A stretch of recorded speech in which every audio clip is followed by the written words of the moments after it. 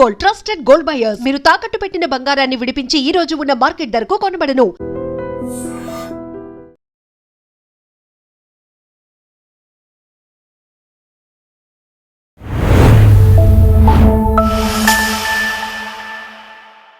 Welcome to lunch with Lumpini. CJP protest అయింది, దాని outcome కూడా మనం చూసాము. ఇప్పుడైతే అరవింద్ కేజ్రీవాల్ పీఎం రెసిడెన్స్ వైపుగా ప్రొటెస్ట్ ప్లాన్ చేస్తున్నారు అన్నట్టుగా వార్తలు అయితే వినిపిస్తున్నాయి. అంటే దీనికి ఎక్కువగా మెయిన్ ఇష్యూ పైన మాట్లాడేది మాత్రం సెంట్రల్ తీసుకొచ్చిన E20 ఇథనాల్, దీని గురించి అనమాట ఇష్యూ. బట్ దీన్ని నిజంగా సబ్టెక్స్ట్ ఏదైనా ఉందా? ఎందుకంటే అపోజిషన్ పార్టీస్ పార్లమెంట్లో కూర్చొని డిస్కస్ చేయాల్సింది, ఆర్గ్యూ చేసుకోవాల్సింది ఇప్పుడు స్ట్రీట్ పాలిటిక్స్ వైపుగా మొత్తం దారితీస్తూ వస్తుంది. ఎందుకు, దీని వెనుక రీజన్స్ ఏంటి డిస్కస్ చేద్దాం. ఈ రోజు మనతో జాయిన్ అవబోతున్నారు ప్రముఖ geo political analyst Pavan Sriharsha గారు మనతో పాటున్నారు. Let's talk to him. Hello sir, నమస్తే. నమస్తే అండి. నిజంగా స్ట్రీట్ పాలిటిక్స్ అయిపోతున్నాయా? ప్రతిదీ అన్నట్టుగా అయిపోయింది. మొన్నైతే సీజేపీ ప్రొటెస్ట్ అయిపోయింది. ఒక లార్జ్ స్కేల్లో అసలు మ్యాసివ్ స్టెప్ అనేది గవర్నమెంట్ కూడా తీసుకుంది. ధర్మేంద్ర ప్రధాన్ గారు రాజీనామా చేశారు. దాని తర్వాత మళ్ళీ ఇప్పుడు E20 ఇష్యూస్ అని, లేదంటే డిఫరెంట్ అదర్ ఇష్యూస్ గురించి మాట్లాడుతున్నారు. బట్ వాట్ ఎగ్జాక్ట్లీ దీని కింద సబ్ టెక్స్ట్ ఏమైనా ఉందంటారా? సీజేపీ ప్రొటెస్ట్ అయినప్పుడు యాక్చువల్గా చాలామంది ధర్మేంద్ర ప్రధాన్ గారు రాజీనామా చేయరని అన్నారు, ఇంక్లూడింగ్ మీ. బట్ అనుకోకుండా ఆల్ ఆఫ్ ఎ సడన్ ఆయన రాజీనామా చేశారు. ఇన్ఫాక్ట్ ఎందుకంటే గవర్నమెంట్ వాళ్ళు కూడా ఇండైరెక్ట్ సిగ్నల్స్ ఏమి ఇచ్చారంటే రాజీనామా అనేది రెడ్ సిగ్నల్, అదర్ దాన్ రాజీనామా మేము ఒప్పుకుంటామని అన్నారు. ఎడ్యుకేషన్ రిఫార్మ్స్ కమిటీ వేయడం ఇవన్నీ. ఇన్ఫాక్ట్ అవన్నీ సీజేపీ వాళ్ళు అడగలేదు.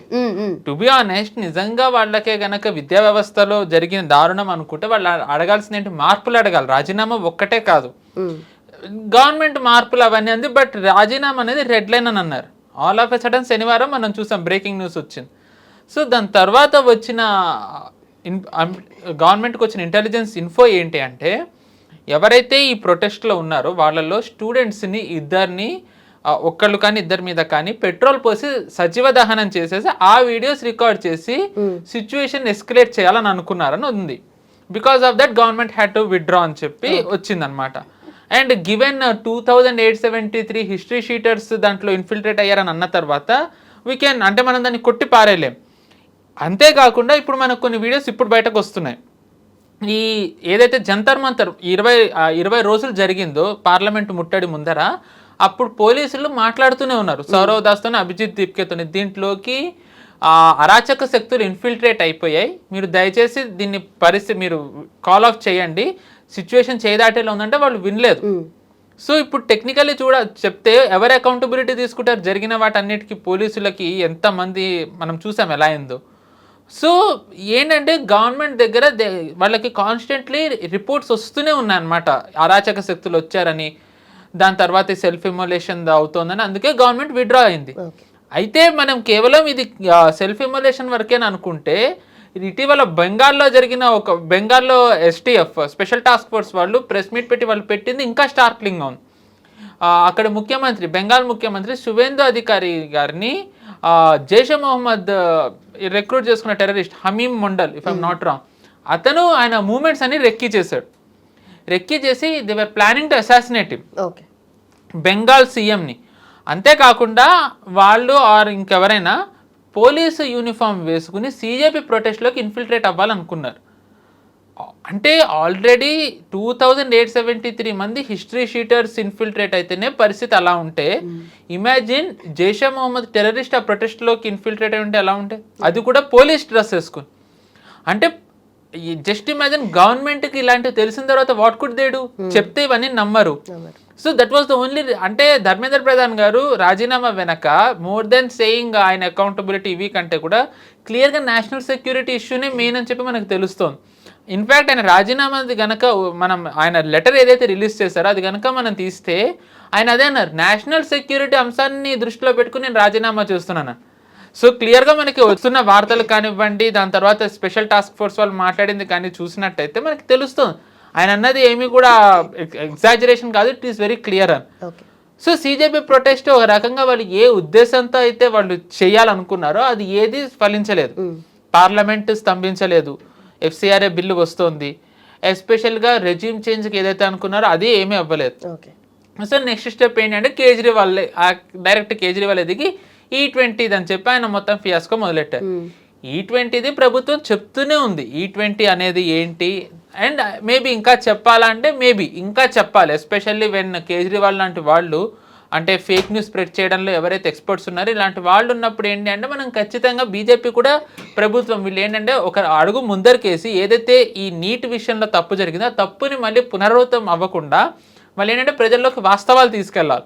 టు సమ్ ఎక్స్టెంట్ బీజేపీ చేస్తుంది, but I believe more has to be done given the స్టేక్స్ వాళ్ళకి ఇప్పుడు ఉన్నది. అండ్ సో ఆయన కేజ్రీవాల్ గారు మొన్న శనివారం అన్నారు నేను ఒక కాన్స్టిట్యూషన్ క్లబ్లో మీటింగ్ పెడతాను అందరూ రావాలి అది ఇది. టు బి ఆనెస్ట్ సీజేపీది అయినంతగా దానికి స్పందన రాలేదు. అదో రకంగా చెప్పాలంటే నిజంగానే రాలేదని అన్నారు. సో అందుకనే నేను నెక్స్ట్ లెవెల్ ఏమనుకున్నా రకంగా పిఎం ఇంటి ముందరే కూర్చుంటాను. సో అంటే పిఎం ఇల్లు అనేది ఈ మధ్య ఎలా అయిపోయిందంటే అది జంతర్ మంతర్ కిందనే, జంతర్ మంతర్ ప్రొటెస్ట్ సైట్ కాకుండా పిఎం ఇల్లు ప్రొటెస్ట్ సైట్ కింద మారింది. అంటే పిఎం ఇల్లు అనేది ఎంత సెన్సిటివ్ లొకేషనో మనకి తెలుసు. సెన్సిటివ్ లొకేషన్ అయిన తర్వాత పిఎం ఇంటి ముందర ఆల్రెడీ రాహుల్ గాంధీ చేశారు, ఇప్పుడు కేజ్రీవాల్. అంటే వీళ్ళు దీన్ని నార్మలైజ్ చేసేస్తున్నారు. రైట్ టు ప్రొటెస్ట్ అనేది ఏదైతే ఉంటుందో వీళ్ళు ఆ వంక పెట్టుకుని వీళ్ళు దాన్ని నార్మలైజ్ చేస్తున్నారు. నిజానికి రైట్ టు ప్రొటెస్ట్ అనే దాంట్లో ఫండమెంటల్ డ్యూటీస్ కూడా ఉంటాయి. మాకు అది కాన్స్టిట్యూషన్ ఇచ్చిన రైట్ అని అంటే కాన్స్టిట్యూషన్ ఏదైతే రైట్ ఇచ్చిందో కాన్స్టిట్యూషన్ కొన్ని డ్యూటీస్ కూడా ఇచ్చింది. ఆ డ్యూటీస్ ఎంతమంది పాటిస్తారు? పొలిటీషియన్స్ కానీ ప్రొటెస్టర్స్ కానీ ఎవరైనా అవ్వనివ్వండి, irrespective of their affiliation association ఎవరైనా. అండ్ ఇప్పుడు పిఎంకి ఆల్రెడీ థ్రెట్స్ ఉన్నాయి. పిఎం మనం చూస్తూనే ఉన్నాం.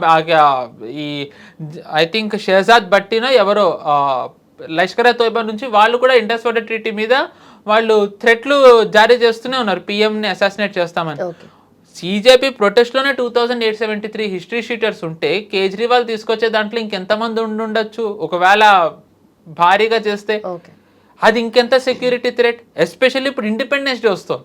మామూలుగా ఇండిపెండెన్స్ డే ముందర ఎప్పుడు మన సెక్యూరిటీ థ్రెట్ పర్సెప్షన్ ఏదైతే ఉంటుందో చాలా హై లెవెల్లో ఉంటుంది. ఇప్పుడు ఒక పక్కన ఇండిపెండెన్స్ డే ముందర ఆల్రెడీ మోదీ గారికి ఎప్పుడు ఇంటెలిజెన్స్ బ్యూరో మనం చూస్తూనే ఉంటాం, లక్నోలో మాడ్యూల్ని పట్టుకోవడం ఎక్సెట్రా ఎక్సెట్రా. ఇప్పుడు వాళ్ళు రకంగా సెక్యూరిటీ నెట్వర్క్ పాకిస్తాన్ క్రియేట్ చేయట్లేదు, మన దేశ రాజకీయ పార్టీలే క్రియేట్ చేస్తున్నట్టుంది. అండ్ దాని తర్వాత అన్నిటికంటే ద మోస్ట్ ఇంపార్టెంట్ థింగ్ ఏంటంటే ఎఫ్సిఆర్ఏ బిల్. నేను ఫస్ట్ నుంచి చెప్తున్నా ఈ ప్రొటెస్ట్ ఎప్పుడు, ఇన్ఫ్యాక్ట్ మీరు ఈ సీజేపీ అప్పుడే ఫస్ట్ టైం పిలిచారు. నేను ఆ పిలిచినప్పటి నుంచి నేను అంటున్నా ఈ సీజేపీ ప్రొటెస్ట్ నీట్ కానివ్వండి, ధర్మేంద్ర ప్రధాన్ గారు ఇవన్నీ కూడా ఇవి జస్ట్ ఏంటంటే వంకలు. మెయిన్ వీళ్ళు మోదీ గారు రాజీనామా, అమిత్ షా గారు రాజీనామా, వీళ్ళైతే రెజ్యూమ్ చేంజ్, ఎఫ్సిఆర్ఏ బిల్ ఆపడం అని. సో ఎఫ్సిఆర్ఏ బిల్ ఈ వీక్ వస్తుందన్న వార్తలు ఉన్నాయి.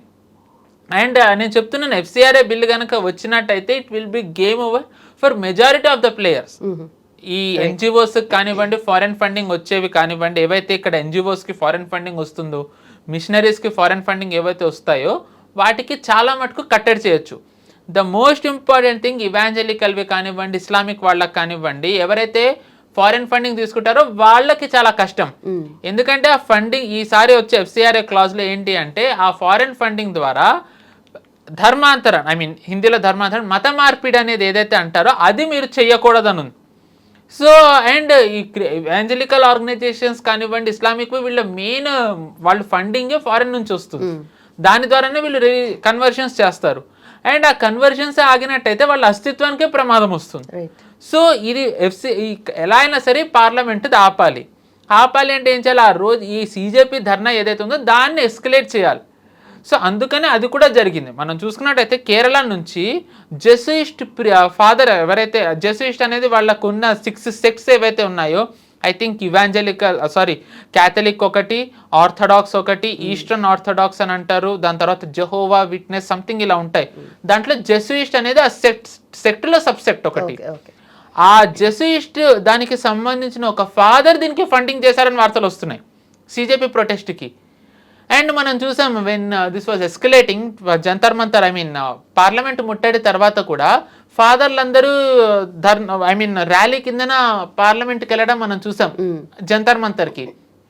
సో క్లియర్గా ఒక ఈ ఇవాంజలికల్ క్రిస్టియన్స్ కానివ్వండి, ఇస్లామిక్ ఫోర్సెస్ కానివ్వండి, వాళ్ళ ఇన్వాల్వ్మెంట్ ఇప్పుడు బయటకు వస్తుంది. అంటే క్లియర్గా they wanted this FCRA bill to be taken back. But Amit Shah గారు ఏంటంటే ఎట్ ఎనీ కాస్ట్ నేను దీన్ని పెడతానని అంటున్నారు. అండ్ ఇన్ఫ్యాక్ట్ చాలా మంది అది ఈ సోమవారం ఈ రోజు మనం ఆడుకుంటున్న రోజు వస్తుంది అంటున్నారు. మరి ప్రభుత్వం వైపు నుంచి అయితే ఏమీ లేదు, కానీ ఈ వీక్ వచ్చే అవకాశం ఉందని అంటున్నారు.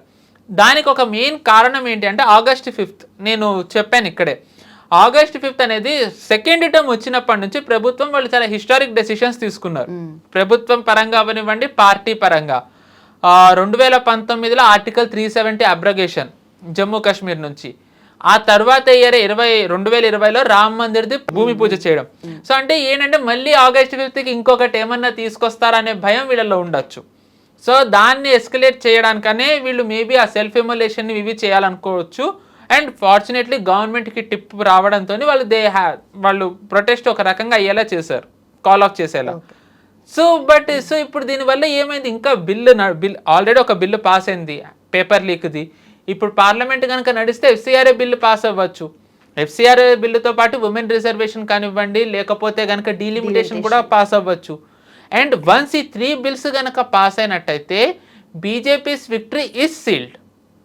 నేను దీనికి కూడా కారణాలు చెప్పాను. ఎందుకంటే మహిళా ఓట్ అనేది మోదీ గారికి one of the most important vote bank. వాళ్ళకి already to be honest, sorry for saying, వాళ్ళకి బాత్రూములు కట్టించినందుకే చాలా చోట్ల మోదీ గారికి ఓట్ బ్యాంక్ వచ్చిందని అంటారు.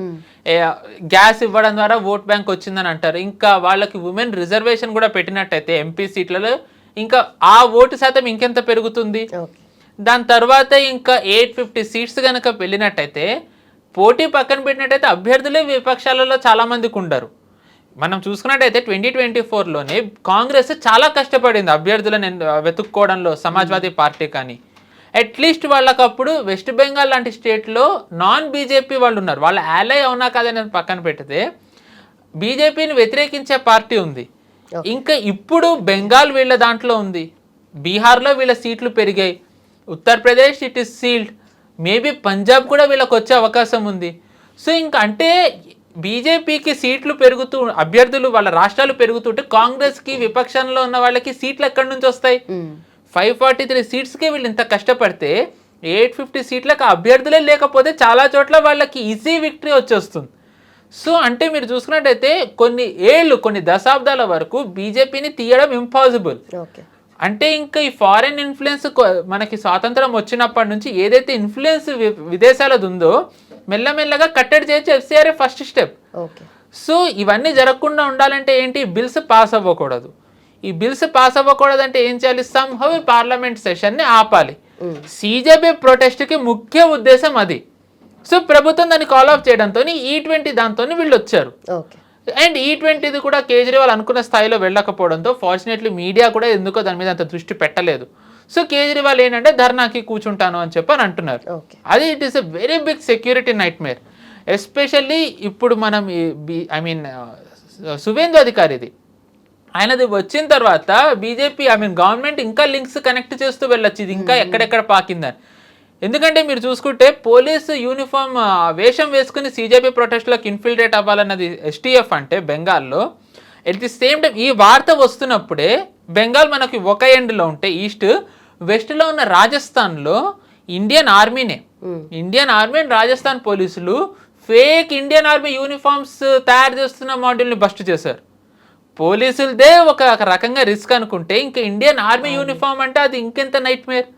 సో అయితే ఇది వచ్చిన తర్వాత I started to think why రాజస్థాన్లోనే ఎందుకు అనంటే, ఇప్పుడు నేను మీకు ఇక్కడ చెప్పాను బెంగాల్లో అపార్ట్ ఫ్రమ్ అసాసినేటింగ్ సువేందు అధికారి గారు, apart from infiltrating CJP protest, వాళ్ళది ఇంకొక ఉద్దేశం ఏంటంటే హౌరా నుంచి మినిస్టర్గా ఉన్న ఒక మినిస్టర్ వాళ్ళ అబ్బాయిని హనీ ట్రాప్ వేద్దాం అనుకున్నారు. మినిస్టర్ కొడుకుని హనీ ట్రాప్ చేయడం అంటే ఎలాంటి సీక్రెట్స్ బయటకు వచ్చే అవకాశం ఉంది అంటే అది national security threat, especially with border reason Bengal. Maybe ఇలాంటివన్నీ అవాయిడ్ చేయడానికనేమో IB వాళ్ళకి ఐ థింక్ 50 ఎంతో వాళ్ళకి ప్లేస్ ఇచ్చారు బెంగాల్ బార్డర్లో. వాళ్ళ ఆఫీసులు పెట్టుకోవచ్చు, they can reside over there, వాళ్ళకి అన్ని IB వాళ్ళకి కావాల్సిన ఫెసిలిటీస్ అన్ని ఇస్తున్నారు. సో అంటే వాళ్ళకి తెలుస్తుంది బెంగాల్ అనేది ఎంత క్రూషియల్ సెక్యూరిటీ నైట్ మేర్ అవ్వబోతోందని. టు అవాయిడ్ దట్ IBది కూడా వాళ్ళు ఇంక్రీజ్ చేసుకుంటూ వెళ్ళారు. So why I'm linking Bengal and Rajasthan is because బెంగాల్లో ఎలా అయితే హనీ ట్రాప్ మాడ్యూల్ బస్ట్ అయిందో అలాంటి హనీ ట్రాప్ మాడ్యూలే లాస్ట్ మంత్ జూన్లో బస్ట్ అయింది. జూన్లో I think I forgot the name, ఖదీజానో ఎవరో, వాళ్ళు ఏం చేశారు, వాళ్ళు కూడా హనీ ట్రాప్ వేద్దాం అనుకున్నారు. దిస్ టైం ఆర్మీ వాళ్ళని ఇండియన్ ఆర్మీ వాళ్ళని హనీ ట్రాప్ చేద్దాం అనుకున్నారు రాజస్థాన్లో. బట్ ఇవన్నీ చేస్తున్న ఇప్పుడు అరవింద్ కేజ్రీవాల్ గారి ప్రొటెస్ట్ కానీ లేదంటే అది ఏదైతే ఉందో ఇప్పుడు బిల్స్ పాస్ అవుతాయా పాస్ అవ్వవా అని తర్వాత సంగతి పక్కన పెడితే సిజేపీ ప్రొటెస్ట్ వల్ల జరిగిన ఏదైతే నెక్స్ట్ సర్కమ్స్టాన్సెస్ ఉన్నాయో దాన్ని బేస్ చేసుకొని ఇప్పుడు అరవింద్ కేజ్రీవాల్ చలో ఇది వర్కౌట్ అవుతుంది ఇలా చేద్దామని అనుకుంటున్నారా? ఎందుకంటే ఇప్పుడు ఆప్ కూడా దీనివల్ల ఇంకొంచెం స్ట్రెంథన్ అయ్యే ఛాన్సెస్ కనిపిస్తున్నాయి.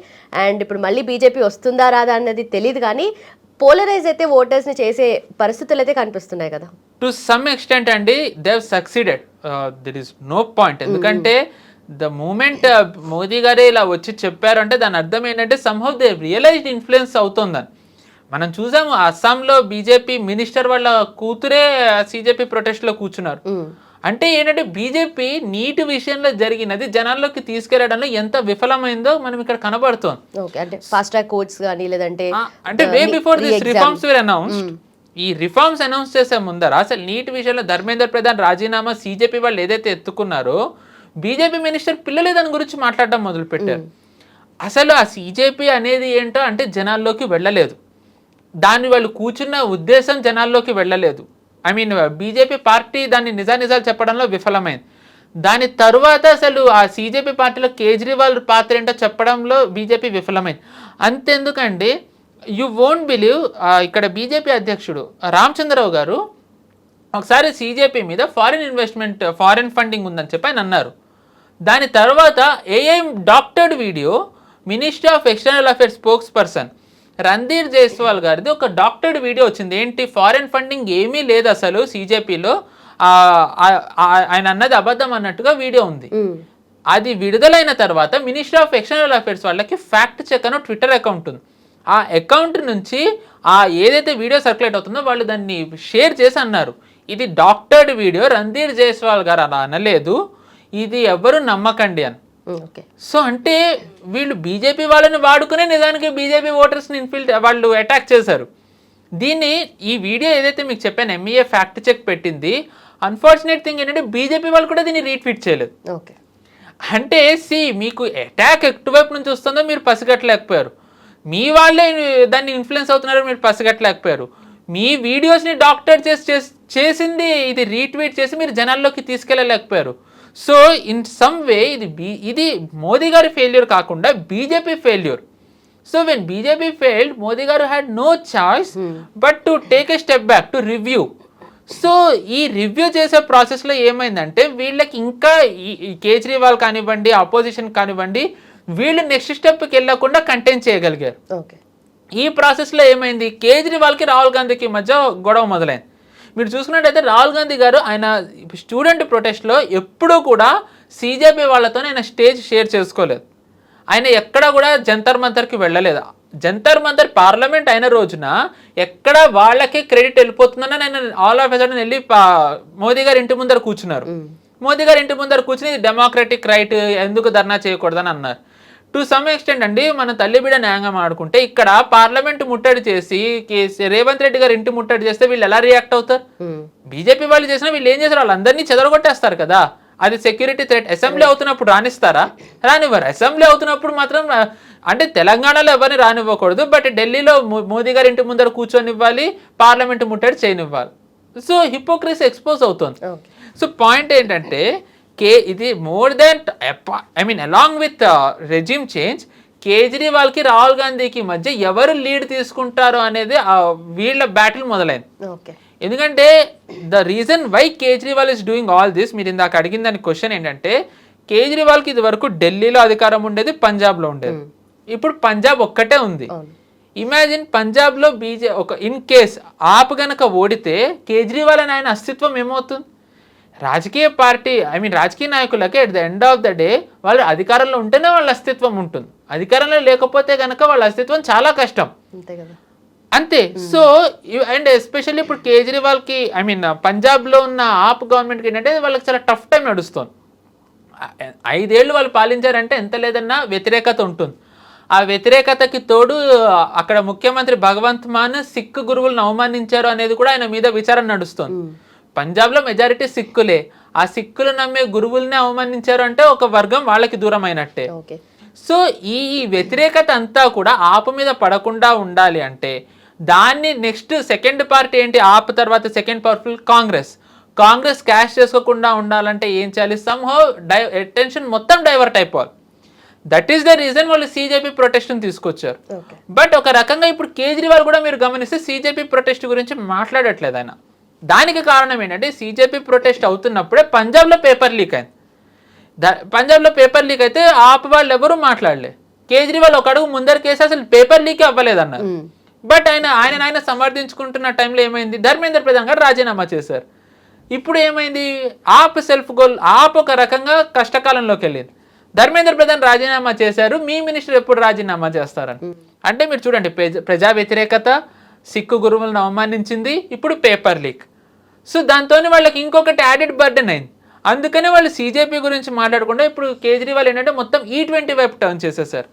ఎలాగైనా సరే అక్కడ పంజాబ్లో ఆయన మెయిన్ లక్ష్యం ఏంటి అంటే బీజేపీ కాదు, ఆయన మెయిన్ లక్ష్యం కాంగ్రెస్ అధికారంలోకి రాకూడదు. అక్కడ మళ్ళీ ఆయనే రావాలి అధికారంలోకి. ఎందుకంటే కాంగ్రెస్ ఒక రాష్ట్రంలో వచ్చింది అనుకోండి, ఇట్ ఇస్ వాళ్ళకు ఒక రాష్ట్రం వస్తుంది అండ్ వాళ్ళు స్ట్రెంగ్తన్ అవ్వచ్చు. వాళ్ళు స్ట్రెంగ్తన్ అయితే గనక మీరు చూసుకున్నట్టయితే ఇది వరకు ఇప్పుడు బెంగాల్లో మమతా ఉన్నంత వరకు ఒకలా ఉండేది కాంగ్రెస్ ప్రవర్తించిన తీరు. ద మూమెంట్ బీజేపీ రాగానే కాంగ్రెస్ నుంచి ఏమంటున్నారు, టీఎంసీని మర్చి చేసేయండి పార్టీలో, అభిషేక్ బెనర్జీ మమతా వచ్చి మా పార్టీలో జాయిన్ అవ్వాలంటున్నారు. సో ఇప్పుడు అలాగే ఒకవేళ పంజాబ్లో గనక ఆపు ఓడినట్టయితే కేజ్రీవాల్ మీద కూడా అలాంటి ఒత్తిడి వస్తుంది. ఒత్తిడి పడడం పక్కన పెడితే ఇంకా ఆపు కూడా సర్వైవ్ అవ్వడం చాలా కష్టం. ఇప్పటివరకు ఆపు ఢిల్లీ ఓడినా ఎలా సర్వైవ్ అయింది, పంజాబ్లో అధికారంలో ఉంది కాబట్టి. పంజాబ్లో కూడా అధికారం పోతే ఇంకా ఆపు సర్వైవల్ అనేది అది ప్రశ్నార్థకం వెళ్తుంది. ఎందుకంటే రాజకీయ పార్టీలు, ఈ ప్రాంతీయ పార్టీలు ఏవైతే ఉంటాయో వాళ్ళు ఐడియాలజికలీ డ్రివెన్ కాదు. ఇప్పుడు మీరు చూసుకుంటే టీఎంసీ అనేది ఏంటి, ఇల్లీగల్ ఇన్ఫిల్ట్రేటర్స్ మీద ఆధారపడి ఉంది. అలాగే ఆప్ ఏంటి, ఖలిస్తాన్ కానివ్వండి, ముస్లిం ఓట్ బ్యాంక్, ఇలా. ద మూమెంట్ వాళ్ళు ఓడిపోగానే ఆ ఓట్ బ్యాంక్ ఏదైతే ఉంటుందో వాళ్ళు బీజేపీని కట్టడి చేసే పార్టీ ఏంటి అనేది దాని వైపు షిఫ్ట్ అవుతారు. ఇప్పుడు వాళ్ళకి ఆపు ఓడిన తర్వాత వాళ్ళకి కనిపించే పెద్ద ఫోర్స్ బీజేపీని కంటైన్ చేయగలిగేది ఏంటంటే కాంగ్రెసే. మనం చూసుకుంటే కనుక ఇక్కడ అసెంబ్లీ ఎలక్షన్లో కూడా బెంగాల్లో కాంగ్రెస్ 2 చోట్ల గెలిచింది, ఎక్కడెక్కడ 2 ముస్లిం మెజారిటీని. అస్సాంలో వాళ్ళు 11 సీట్లు వస్తే కాంగ్రెస్కి, ఆ 11లో 10 సీట్లు ముస్లింలే ఎమ్మెల్యేలుగా గెలిచారు. సో అంటే మెల్లమెల్లగా ఈ ప్రాంతీయ పార్టీలు కానివ్వండి, రీజనల్ పార్టీస్ ఏవైతే ఉన్నాయో వాళ్ళ ఓటు బ్యాంక్ కాంగ్రెస్కి షిఫ్ట్ అవుతుంది. సో కేజ్రీవాల్కి ఏంటంటే ఇప్పుడు పంజాబ్లో కూడా ఆ వ్యతిరేకత ఏదైతే ఉందో ఆయనకి, ఆ వ్యతిరేకత ఎక్కడ కాంగ్రెస్ క్యాష్ చేసుకుంటుందో అన్న భయంతో ఆయన కాంగ్రెస్కి ఒక రకంగా లైమ్లైట్ ఇవ్వకుండా ఉండడానికి వేరు అంశాలతో వస్తూ బీజేపీని టార్గెట్ చేస్తున్నారు. ఎందుకంటే టు బి ఆనెస్ట్ అక్కడ కాంగ్రెస్ సెకండ్ లార్జెస్ట్ పార్టీ అయినా వాళ్ళ ఇంటర్నల్ క్లాషెస్ వాళ్ళకు ఉన్నాయి. వాళ్ళు ఎక్కడా కూడా ఇప్పుడు నేను ఏవైతే 3 అంశాలు చెప్పానో, పేపర్ లీక్ కానివ్వండి, సిక్కు గురువులను అవమానించింది కానివ్వండి, ఆర్ వ్యతిరేకత, ప్రజా వ్యతిరేకత, ఇది కాంగ్రెస్ క్యాష్ చేసుకోవడం కంటే కూడా బీజేపీ క్యాష్ చేసుకునే ప్రయత్నాల్లో ఉంది. సో ఏంటంటే ఇక్కడ కేజ్రీవాల్కి ఇప్పుడు 2 థ్రెట్లు వచ్చాయి, Congress and BJP. And at the same time కాంగ్రెస్కి ఏంటి, ఎలా అయినా సరే ఆప్ని కంటైన్ చేయాలి. అండ్ బీజేపీ ఆబ్వియస్లీ వాళ్ళ ఆర్చ్ రైవల్. బీజేపీకి ఉన్న ప్రాబ్లం ఏంటి, పంజాబ్లో ఎలా అయినా గెలవాలి. అట్ ది సేమ్ టైం అధికారం ప్రజలకి ఏంటి అంటే వాళ్ళకి ఓ రకంగా వ్యతిరేకత మన మీదకి రాకూడదు. జెన్జీది ఏదైతే ఉందో అందులో వీళ్ళు ఓడారు అనేది వెళ్లకుండా ఉండాలంటే ఏం చేయాలి, మోదీ గారు కంటిన్యూస్లీ ఆయన జనాలతో ఇంటరాక్ట్ అవ్వాలి. ఎగ్జాక్ట్లీ ఇప్పుడు చేస్తున్న వీడియోస్ లాగా. అండ్ ఆల్సో చాలా వీడియోస్ కూడా ఇప్పుడు CJP ప్రొటెస్ట్లో ఎవరైతే మోదీ గారిని వాళ్ళ తల్లిని ఎవరైతే తిట్టారో ఆ అమ్మాయి వీడియో కూడా చేసింది, నాకు థ్రెట్స్ వస్తున్నాయి కాబట్టి నేను వచ్చి సారీ చెప్తున్నాను అని చెప్పేసి. అది ఎంతవరకు ఆమెకి గనక థ్రెడ్స్ వచ్చినట్టయితే పోలీస్ కంప్లైంట్ ఇవ్వచ్చు కదండి. పోనీ ఢిల్లీ పోలీసుల మీద మీకు నమ్మకం లేదు, ఈ CJP ప్రొటెస్టర్స్ తోని వీళ్ళు ఉన్నారు కాబట్టి పంజాబ్ పోలీసులకు ఇవ్వమని చెప్పండి, లేకపోతే కాంగ్రెస్ వాళ్ళతో మాట్లాడి తెలంగాణలోనే ఎక్కడో వీళ్ళు చేయించవచ్చు కదా, కంప్లైంట్ రిజిస్టర్ చేయించవచ్చు. జస్ట్ లైక్ దట్ నిన్నటి నేను ఇంకో యోగా టీచర్ అని చెప్పుకుని వచ్చి ఫేస్ బ్లర్ చేసేసి ఆవిడ కూడా చెప్తున్నారు నాకు థ్రెట్లు వస్తున్నాయి అవి ఇవి అని. మేబీ మోదీ గారు ద మూమెంట్ ఈ సెట్ నేను వాళ్ళందరినీ క్షమిస్తున్నాను, వాళ్ళ మీద ఎవరు పోలీసులు కూడా యాక్షన్ తీసుకోకూడదు అన్న తర్వాత వీళ్ళు మోదీ గారిని ఏదైతే డిక్టేటర్ అని చెప్పి క్రియేట్ చేశారో ఒక ఇమేజ్ ఆయన కంప్లీట్లీ దాన్ని మార్చేశారు కదా. If is really A dictator వాళ్ళందరినీ అరెస్టులు చేయించాలని అనుకుంటారు, కానీ ఆయన ఏమీ కూడా వాళ్ళని వదిలేయాలని అన్నారు. మీరు చూసుకున్నట్టయితే రాహుల్ గాంధీని అన్నందుకు ఎస్పెషల్గా ఎఫ్ఐఆర్ నమోదు చేసిన తర్వాత ఢిల్లీ పోలీసులు రాహుల్ గాంధీ వీళ్ళందరినీ మోదీ గారిని టార్గెట్ చేశారు. డిక్టేటర్ అని చెప్పి, మీరు వాయిస్ని సప్రెస్ చేయలేరు, జెన్జీద్ అని. ఐరనీ ఏంటంటే ఆయన ట్వీట్ చేసిన 12 గంటల తర్వాత ఎప్పుడు కర్ణాటకలో రాహుల్ గాంధీని అవమానించినందుకు 3 ఇన్స్టాగ్రామ్ ఇన్ఫ్లుయెన్సర్స్ మీద ఎఫ్ఐఆర్ నమోదు చేశారు. సో అగైన్ ఇక్కడ ఏంటంటే మోదీ గారు ఒక రకంగా ఆయన టైడ్ని మొత్తం మార్చేస్తూ వెళ్తున్నారు. సో మార్చేస్తూ వెళ్ళే ప్రాసెస్లో ఏమైంది, ఇప్పుడు ఆ జెన్జీలో ఎవరైతే సో కాల్డ్ జెన్జీ పిల్లలు ఎవరైతే మోదీ గారిని వాళ్ళ మదర్ని అన్నారో వాళ్ళ పేరెంట్స్ కూడా చెప్పాలని చెప్తున్నారు. వాళ్ళు ఇప్పుడు ఈ సీజేపీ వాళ్ళతో కూడా ఇంటరాక్ట్ అవ్వడానికి ఇష్టపడటం లేదు.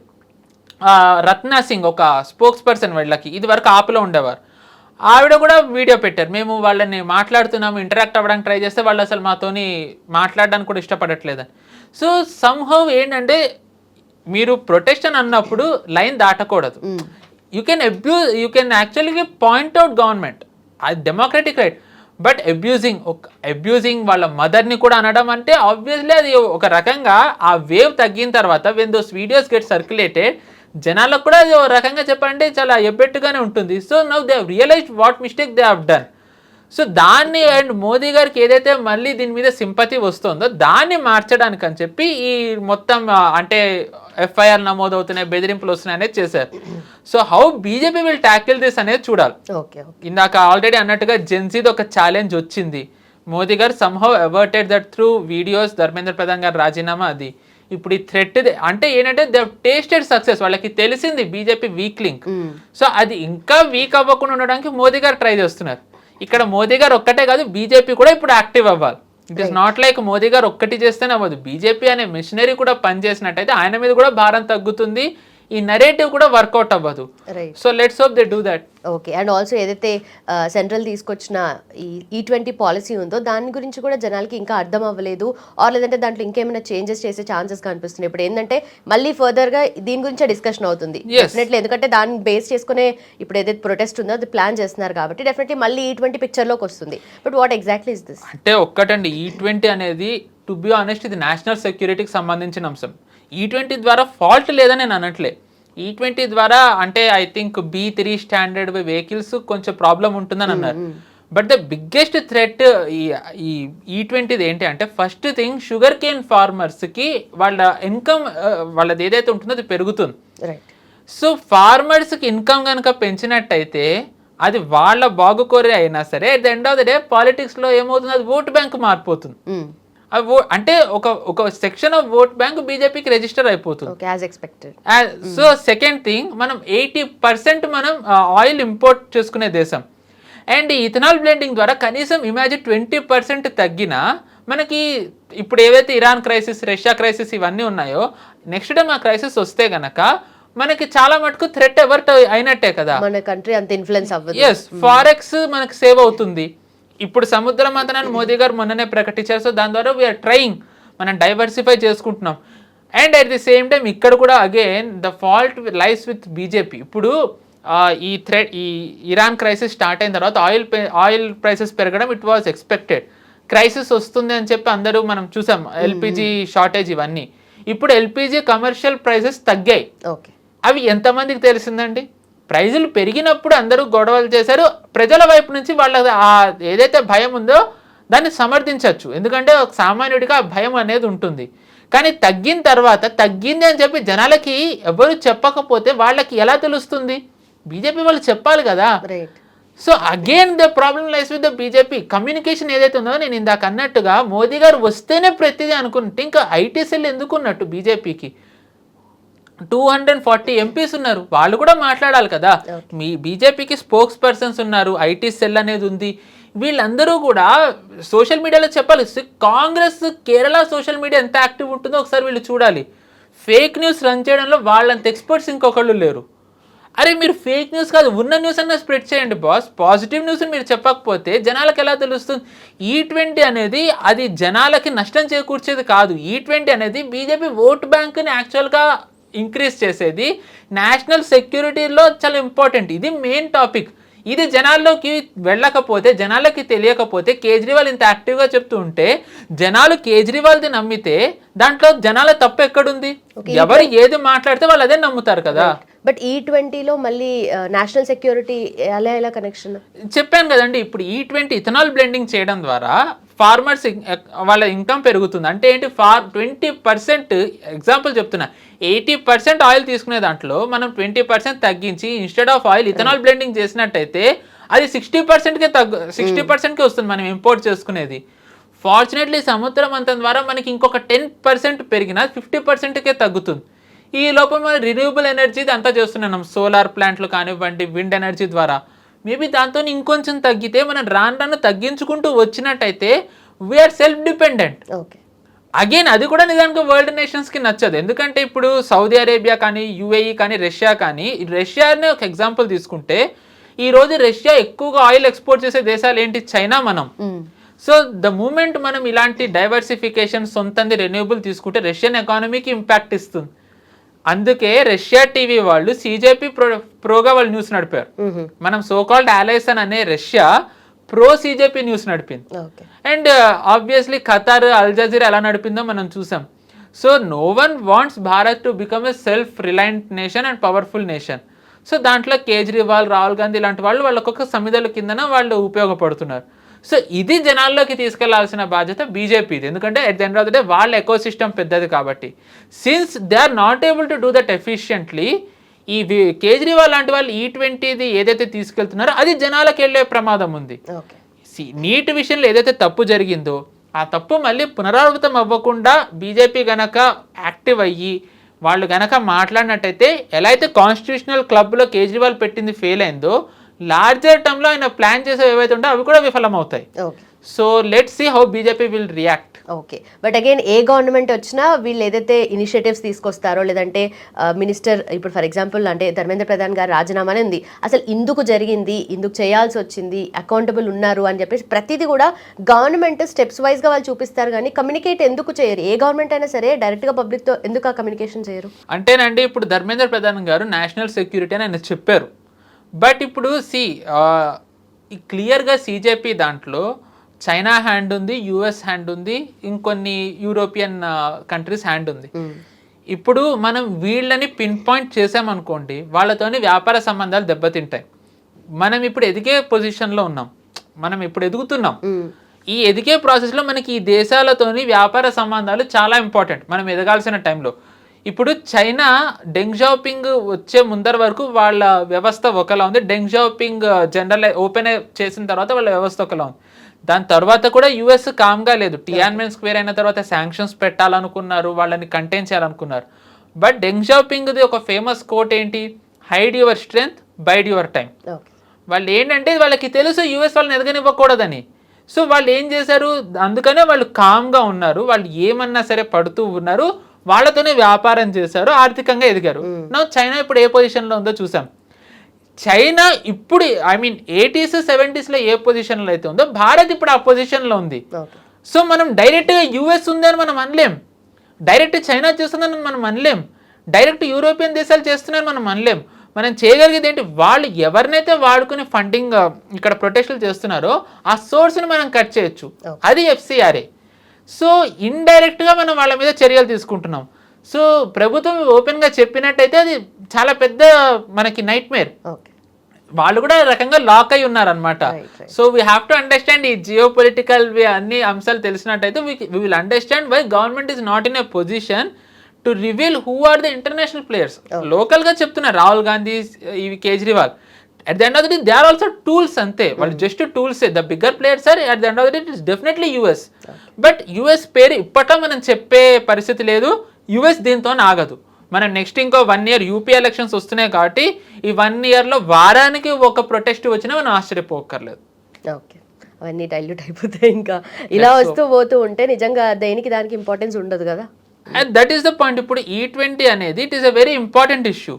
కానీ సిన్స్ గవర్నమెంట్ కానివ్వండి, ప్రభుత్వం కానివ్వండి, పార్టీ బీజేపీ పార్టీ జనాల్లోకి సమంగా వాళ్ళు E20 ఎందుకనే తీసుకెళ్ళకపోవడంతో కేజ్రీవాల్ దాన్ని ఆయుధంగా మార్చుకున్నారు. నిజానికి ఎంతమందికి తెలిసి ఈ నీట్ పేపర్ లీక్ ఎవరైతే చేశారో వాళ్ళు మహారాష్ట్రలో లాతూర్ నుంచి మొదలైంది. ఆ చేసిన అతను కాంగ్రెస్ పార్టీ కార్యకర్త, ఐ మీన్ కార్యకర్త కాంగ్రెస్ వాళ్ళతో రిలేషన్ ఉంది. He was the one who was the, I mean ఈ కల్ప్రిట్లలో 11 మందిని ఎవరైతే అరెస్ట్ చేశారో దాంట్లో కాంగ్రెస్ వాళ్ళ, ఐ మీన్ సమర్థించే వాళ్ళ కాంగ్రెస్ పార్టీ వాళ్ళనే ఉన్నారు. బీజేపీ దీన్ని ఎక్కడ ముందరికి తీసుకెళ్ళగలిగింది? అసలు ఎంతమందికి ఈ లాతూర్లో జరిగిన దాంట్లో కాంగ్రెస్ సపోర్ట్ చేసే వాళ్ళ హ్యాండ్ ఉందని ఎంతమందికి తెలుసు?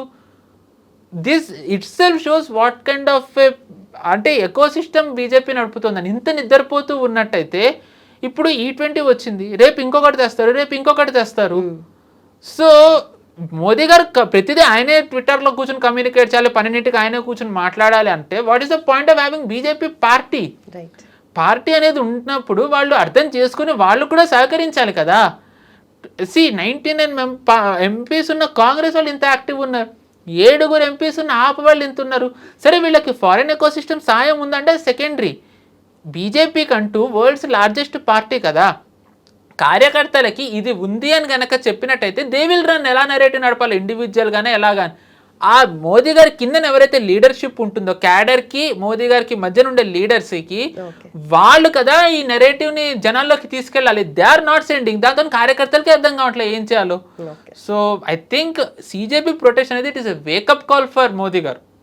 So that he has to ఇంటర్నల్గా మోదీ గారు, అమిత్ షా గారు ఇంటర్నల్గా అసలు what is happening in the BJP అనేది కూడా చూడాలి అసలు. I think they will before it escalates into next big thing. Right. Perfect sir. Thank you so much sir. Thank you. నమస్తే.